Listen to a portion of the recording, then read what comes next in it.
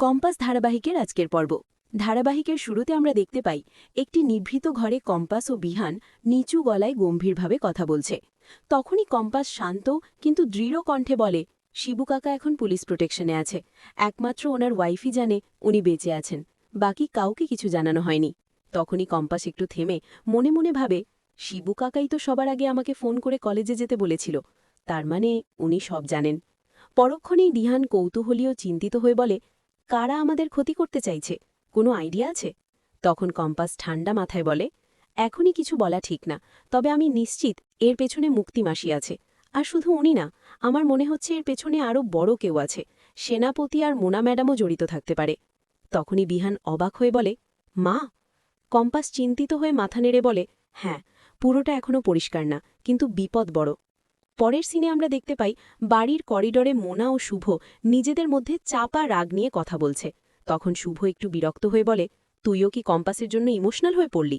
তখনই মোনা বিরক্ত হয়ে বলে, ধুর, এসব ভাবার সময় এখন না।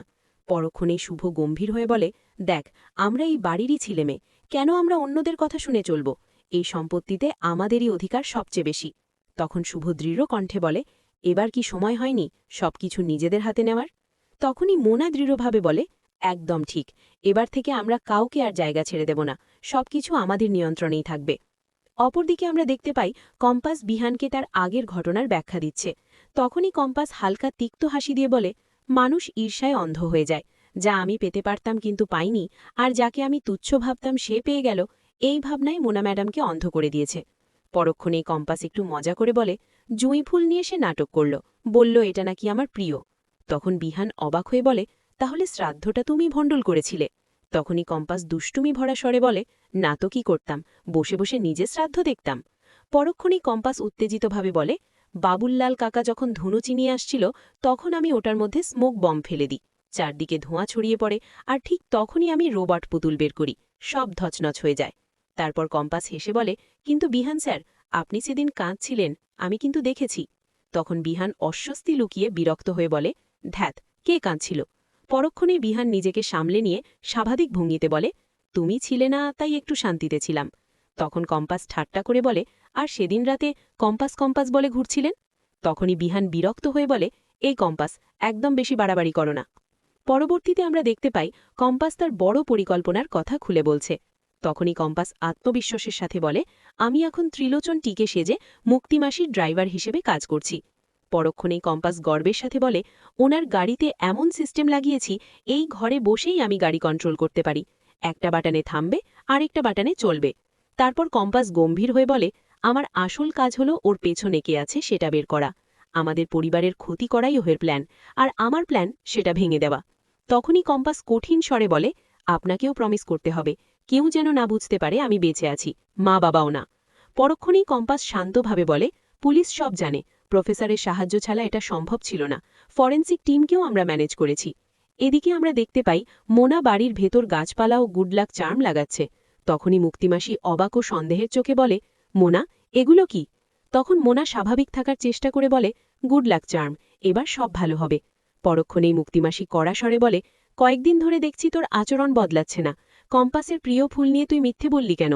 তখন মোনা বিরক্ত হয়ে বলে, মা, সবকিছু এত কমপ্লিকেট করো না। পরক্ষণেই মোনা একটু রাগ নিয়ে বলে, কম্পাস জুই ভালোবাসে না, এটা তোমাকে কে বলল? অযথা ইস্যু বানিও না। অন্যদিকে আমরা দেখতে পাই উৎসব একা দাঁড়িয়ে ফোনে নিচু গলায় কথা বলছে।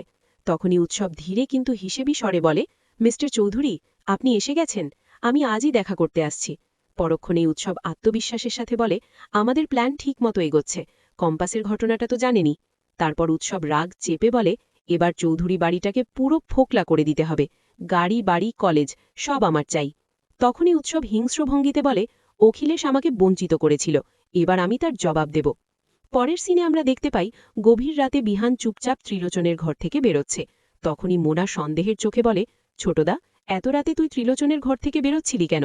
তখন বিহান একটু অপ্রস্তুত হয়ে বলে, মনটা ভালো নেই, কম্পাসের কথা খুব মনে পড়ছে। পরক্ষণেই বিহান নিজেকে সামলে স্বাভাবিক ভঙ্গিতে বলে, ভাবলাম একটু বেরোবো, কিন্তু ড্রাইভ করতে ইচ্ছে করছিল না, তাই ওকে বলতে গিয়েছিলাম যেন আমাকে নিয়ে যায়। তখন শুভ চুপচাপ তাকিয়ে থাকে, যেন কিছু একটা সন্দেহ করছে। সেই সিনে আমরা দেখতে পাই গাড়ির ভেতর কম্পাস ও বিহান পাশাপাশি বসে আছে। তখনই বিহান সতর্ক হয়ে বলে, এই আগে চুল দাড়ি খুলে ফেল, কেউ দেখে ফেলবে।